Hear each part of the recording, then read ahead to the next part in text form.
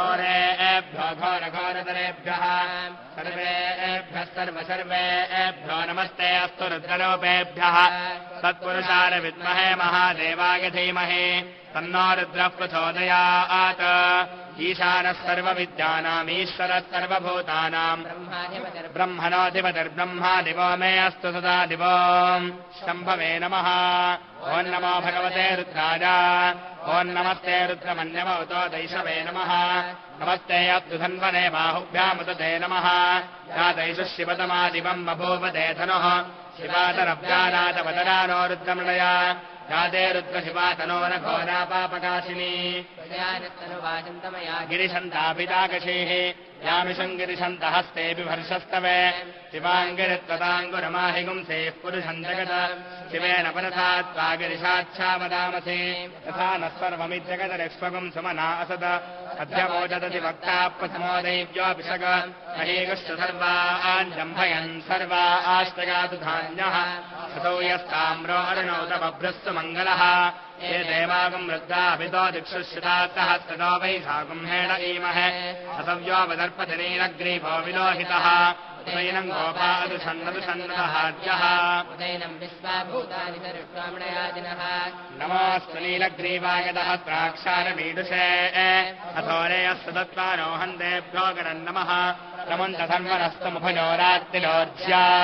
याश्चदेहत्रगिरमपरादा भगवोभा अवदद्गधनुस्तगुम् दहस्राक्षतते दुधे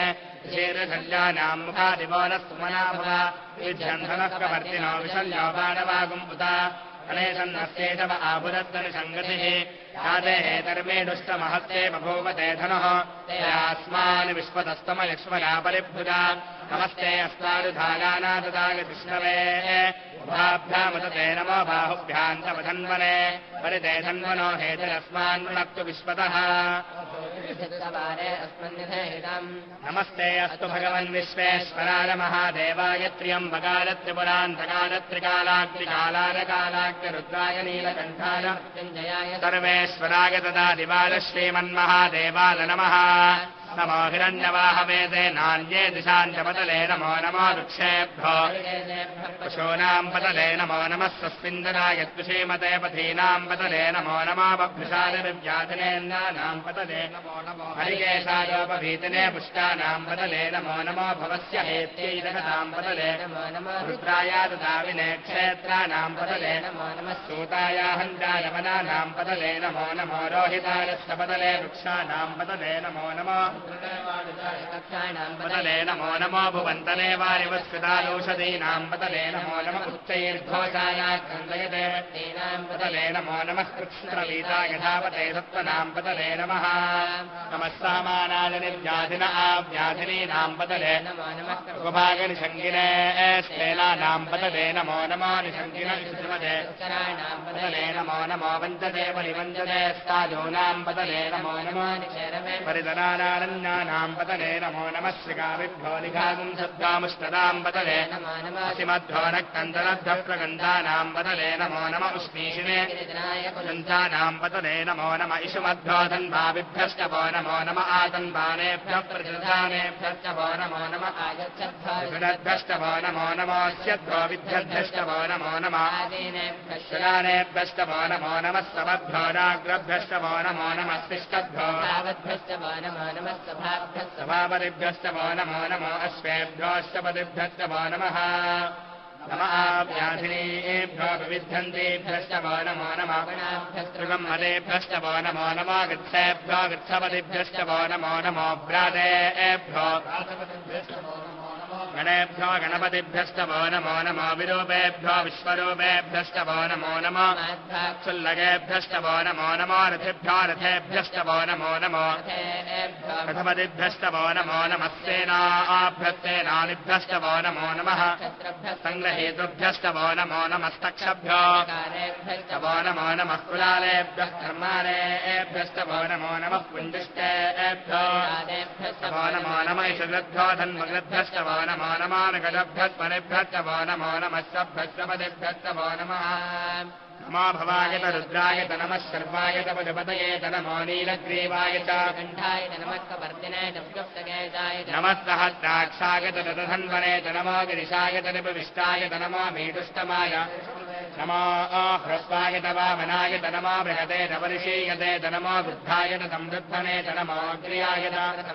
नम आशवेतादिरायत नमः शीघ्र्यायत देभ्यायत नम ऊर्म्यायतावत्पन्यायत नमः स्रोतस्यायत द्वीप्यायत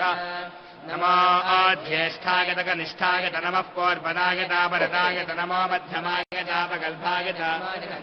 बुद्धियायत नमः सौभ्यायत पदधर्यायत नमो राम्यायत क्षेम्यायत नम उर्वद्यायत नमः श्लोक्यायतावधान्यायत नमो वन्यायत कक्ष्यायत नमः श्रवायत नम आशुषेनायत आशुरथायत नमः शूरायतावबिन्दतेत नमो वर्मिणेत वरोधिनेत नमो भिल्मिनेत नमः श्रुतायत श्रुतसेनायत नमो दन्तभ्यायताहरण्यायत नमो दुष्टवेद प्रमुषायत नमो दूतायत नमो ऋषङ्गिनेत ऋषिमतेत नमः श्रीक्ष्णेशवेतायुधनेत नमः स्वायुधायत नमः श्रुत्यायत वत्स्यायत नमः कात्यायत नीत्यायत नमः सूद्यायत नमो नाद्यायत वैशन्तायत नमः कोप्यायतावत्यायत नमो वृष्यायत वर्ष्यायत नमो मेघ्यायत नम ईद्रियायता दप्यायत नमो वात्यायत रेष्म्यायत नमो वास्तव्यायत वास्तुवायत नमः सोमायत रुद्रायत नमः साम्रायत रुणायत नमः शृङ्गायत नमो उग्रायत भीमायत नमो अग्रे वधायत नमो हन्त्रेत हनीयतेत नमो वृक्षेभ्यो हरिकेशेभ्यो नमस्ताराय नमः शम्भवेत नमः शङ्करायत मलस्करायत नमः शिवायत शिवतरायत नमः तीर्थ्यायत कूल्यायत नमः पार्यायत वार्यायत शोत्तरणायत नमः आचार्यायत लाद्यायत नमः षष्ट्यायत नमः सिगत्यायत प्रवात्यायत नमः इरण्यायत प्रवत्यायत नमः किगुंशिलायत क्षयनायत नमः कभर्दिनेत नमो गोष्ठ्यायत ऋष्यायत नमः तल्प्यायत गेष्ट्यायत नमः कात्यायत कक्वरेष्ठायत हृदयायत निवेष्ट्यायत नमः पागुंसव्यायत रजस्यायत नमः शुष्क्यायत नमः ऊर्व्यायत सौर्म्यायत नमः पर्यायत वर्णसद्यायत नमोपकुरमाणायताभिघ्नेत प्रक्षिलतेत नमो वह्किलयेभ्यो देवानागमृतलेभ्यो नमो विक्षीणकेभ्यो नमो विचिन्वत्येभ्यो नमः आमीवत्येभ्यः लाभयन्तधस्पते दरिद्रन्नीललोहिता येषाम् पुरुषाणामेषाम् पशूनाम् माभेर्मा रामो येषाम् किन्तनामोद याते रुद्रशिवा तनो शिवा विश्वाह भेषति शिवा रुद्रस्य भेषति तदा नो मृणदीपते इमागुम् रुद्राय तपते कपर्दिने क्षेत्रीराजप्रपरामहे मतिम् चतुष्पदे विश्वम् पुष्टम् ग्रामे अस्मिन्नाकुरम् मृणानो रुद्रोतरामरस्कथक्षयद्वीराजनमता विधेमते यच्छन्दनोष्टमनुरागिते पिता तदुष्यामतवरुद्रप्रणीतो मानो महान्तपदमानोऽर्भकम् मानौक्षन्तपदानौक्षितम् मानोऽवधेर्शिखरम् मोदमातरम् प्रियामानः रुद्रनीरिषः मानस्तोकेतन हेमानायुषमानो गोषमानोश्वेतनीरिषः वीरान्मानो रुद्रभामितोऽवधीर्ह विश्वन्तो नमता विधेमते आरात्ते गोघ्नौतपोरुषक्ते क्षगद्वीराय सुम्नमस्मेते अस्तु रक्षातनो अधिरदेव प्रोक्ष्यधातनः शर्म यच्छद्विवरः आह स्तुतिश्रुतम् कर्तनुसंयुवानम् मृगम् न भीमम् सहस्रमुग्रम् पिणादरिद्धे रुद्रस्तवानो अन्नन्ते अस्मन्निवन्तु सेनाः अवस्थिरामघमध्यस्तनः शमीध्वस्तोकागतनजानमृणय नीडुष्टमधिपदमधिवो नः समना भव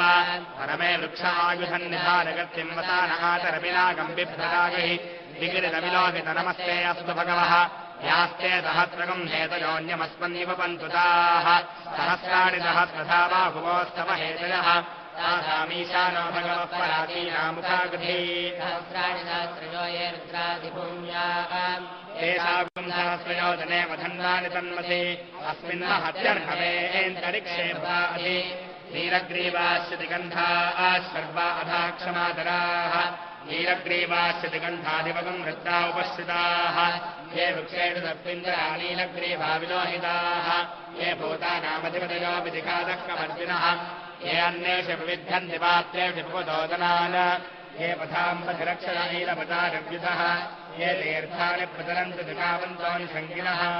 एतावन्तश्च भूयागुं सच्चनिशो रुद्राभिदस्थिरे तेषागुं सात्रलोदने वदन्वानि तन्मते नमो रुद्रेभ्यो ये पृथिव्याय्ये एन्तरिक्षे ये दिविये शामन्नं पातो वर्षमिदवत्तेभ्यो दक्षिणादशपदे चेर्दशोदे चेर्दशोर्ध्वास्तेभ्यो प्रणयन्तु तेनं विष्णोयष्टनोद्वेष्टितं वोदुम्भे ददामि त्र्यम्बकं यदामहे दुगन्धिं पुष्टिवर्धनम् उर्वातु कपि पवन्तनान्मुक्षीरमामृतात् रुद्राग्नौ यो अक्षय औषधेषु रुद्रा विश्वा भुवना विवेद तस्मै रुद्राय नमो अस्तु नमोष्टयस्वतस्तु धन्वारो विश्वस्य क्षयदभेदस्य यक्ष्मामहेतो ओमनदाय रुद्रन्नमो ओभिर्देवमुदरं ध्रुवस्य अयं मे हस्तो भगवानिलं मे भगवत्तरः अयं मे विश्वभे एष दोजं शिवाभिमर्शनः एते सहस्रमगितं वासामर्त्यामर्त्यानहन्त मे तानि जग्रस्य मानगातर्बाणमगदामहे स्वाहा मृत्यवे स्वाहा ॐ नमो भगवते रुद्राय विष्णवे मृत्युर्मे पाहि तदा शिवो अग्ना विष्णो तदोरसेमावर्धन्तु हाङ्गिरः युम्नैर्वादेभिरागतम् पादष्टमे प्रथमष्टमे प्रयदिष्टमे प्रतिष्टमे धीतिष्टमे सरष्टमे श्लोकष्टमे श्रावष्टमे श्रुतिष्टमे ज्योतिष्टमे प्राणष्टमे बाणष्टमे व्यानष्टमे दुष्टमे दित्तञ्चम आधीतञ्चमे वाक्ष्टमे चक्षुष्टमे श्रोत्रञ्चमे दक्षष्टमे वरन्तमोदष्टमे सहस्रमायुष्टमे धरातम आत्मातमे तनूष्टमे शर्मतमे वर्मतमे अङ्गारितमे स्थारितमे परोपुंसितमे शरीराणितमे ज्येष्ठञ्चम आदिपत्यञ्चमे मञ्जुष्टमे भावष्टमे मष्टमे अम्भष्टमे महिमातमे वरिमाचमे प्रतिमाचमे वश्मातमे त्राकुजातमे वृद्धञ्चमे वृद्धिष्टमे सत्यन्तमे जगत्तमे धनञ्चमे वशस्तमे तुशिष्टमे क्रीडातमे मोदष्टमे निश्रमानन्तमे सूक्तञ्चमे दुपतन्तमे वित्तञ्चमे वेद्यञ्चमे भूतन्तमे सुगन्धमे दुपतञ्चमरुद्धञ्चमरुद्धिष्टमे गुप्तञ्चमे गुप्तिष्टमे मतिष्टमे दुमतिष्टमे सन्तमे मयष्टमे प्रियन्तमेनु कामष्टमे कामष्टमे दौमरदष्टमे भद्रन्तमे पत्यष्टमे गतष्टमे भगस्तमे द्रविणन्तमे गन्तातमे धर्तातमे क्षेमष्टमे विश्वन्तमे महाष्टमे संविच्चमे ज्ञातन्तमे तोष्टमे प्रतोष्टमे धीरन्तमे रजष्टमर्दन्तमे मृतन्तमे पञ्चमे नामयन्तमे देवादिष्टमे दीर्घायुष्पञ्चमे मित्रञ्चमे भयन्तमे सुपञ्चमे शैनञ्चमे सूषाचमे सुदिनञ्चमे ऊर्ध्वमे सोनुतादमे पयष्टमे ऋतष्टमे घृतञ्चमे मधुरमे दग्धिष्टमे विशिष्टमे वृष्टिष्टमे चैत्रञ्चम औद्भिद्यञ्चमे रयिष्टमे रायष्टमे पुष्टञ्चमे विभुतमे प्रभुतमे बहुतमे भूयष्टमे पूर्णन्तमे पूर्णतरन्तमे क्षुतिष्टमे ीहयष्टमे रवा आष्टमे मासा आष्टमे मुद्गाष्टमे खल्वा आष्टमे गोधूमा आष्टमे मधुरा आष्टमे प्रियङ्गवष्टमे नमष्टमे श्यामारा आष्टमे नीवारा आष्टमे अस्मातमे मृत्तिकातमे गिरयष्टमे पर्वताष्टमे दिगताष्टमे वनस्पतयष्टमे शीतञ्चमे प्रपुष्टमे श्यामञ्चमे रोहञ्चमे अग्निष्टम आपष्टमे वीरुधष्टमे अष्टपक्ष्यन्तमे नष्टपक्ष्यन्तमे ग्राम्याष्टमे वनवारण्याष्टरज्ञेन कल्पन्ताम् वित्तञ्चमे वित्तिष्टमे भूतञ्चमे भूतिष्टमे भूतमे पदतिष्टमे कर्मजमे गतिष्टमे अर्थष्टमे मच्चमे दिष्टमे गतिष्टमे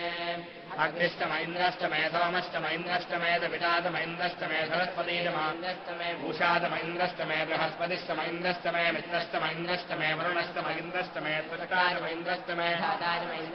विष्णुष्टम इन्द्रष्टमे शिनोतम इन्द्रष्टमे मरुदष्टम इन्द्रष्टमे विश्वेदमे देवा पृथिवेदम इन्द्रष्टमे अन्तरिक्षन्तम इन्द्रष्टमे द्यौष्टम इन्द्रष्टमे धिजष्टम मूर्धातम इन्द्रष्टमे प्रजापतिष्टम इन्द्रष्टमे वंशष्टमे रश्मिष्टमे दाभ्यष्टमे तिमदिष्टमो वांशिष्टमे अन्तर्यामष्टमो इन्द्रवायुवष्टमे मैत्रावरुणष्टमाश्विनष्टमे प्रतिप्रस्थानष्टमे रुक्रष्टमे मन्थीतमाग्नेयनष्टमे वैश्वदेवष्टमे ध्रुवष्टमे वैश्वानरष्टमर्दुग्रहाष्टमे दिग्राज्ञा अष्टम इन्द्राग्नष्टमे मरुत्वदीया अष्टमे माहेन्द्रष्टमादित्यष्टमे दावित्तष्टमे दारस्वदष्टमे भौष्णष्टमे पाग्नीमष्टमे हारिजोदनष्टमे इत्मष्टमे परिहष्टमे वेदिष्टमे धिष्टिदाष्टमे सुरष्टमे दमदाष्टमे ग्रावाणष्टमे परमाष्टमे जलमनेतमे द्रोणकष्टमे वारभ्यानितमे भूतवृत्तम आदमनीयष्टम गृहाष्टमे तदष्टमे पुरोडाशाष्टमे परदाष्टमे पुरुषष्टमे त्वकाकारिष्टमे अग्निष्टमे घर्मष्टमे अर्कष्टमे सूर्यष्टमे प्राणष्टमे अष्टमे सप्तमे पृथिवीष्टमे तदिष्टमे चक्वरेणं वनलोदिनष्टमे रज्ञेन कल्पन्धामृष्टमे सामटमे स्तोमष्टमे युष्टमे दीक्षातमे तवष्टमे प्रसन्तमे रात्रलो आरुष्टामृगप्रसन्तनेतमे रज्ञेन कल्पेताम् वत्साष्टमे वत्साष्टमे त्रिविष्टमे त्रिवेदमे ऋतवाष्टमे चौहीतमे पञ्चाविष्टमे पञ्चावीतमे त्रिवत्सष्टमे त्रिवत्सातमे दुर्जवाष्टमे दुर्जौहीतमे वष्टवाष्टमे चौहीतमौक्षातमे वशातमे अभष्टमे वेहष्टमे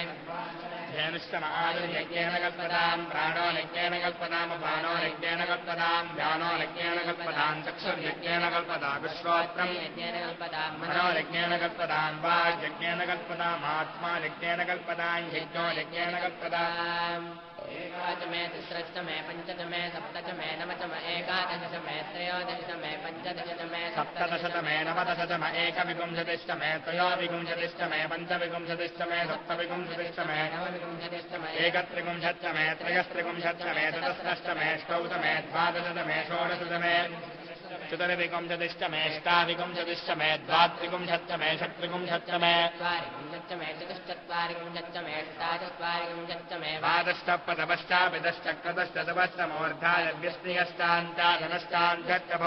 द्वादशपदपश्चापिदश्चक्रदश्चतपश्चमोर्धायद्यस्तियष्टान्तादनष्टान्त्यभुवनश्चाधिपतिश्च विनादे महोनमदर्यज्ञरेर्बृहस्पतिरुक्था मदानिशकं सोऽतवारपृथिविमाधर्मामाहिकं धैर्मधमनिश्ये मधुधनिश्ये मधुवक्ष्यामि पादमध्यादकं शुश्रोदेन्द्यां मनुष्येभ्यत्तं मा देवा अवन्तु शोभारी पितरो न वदन्तु ॐ शान्तिः शान्तिः शान्तिः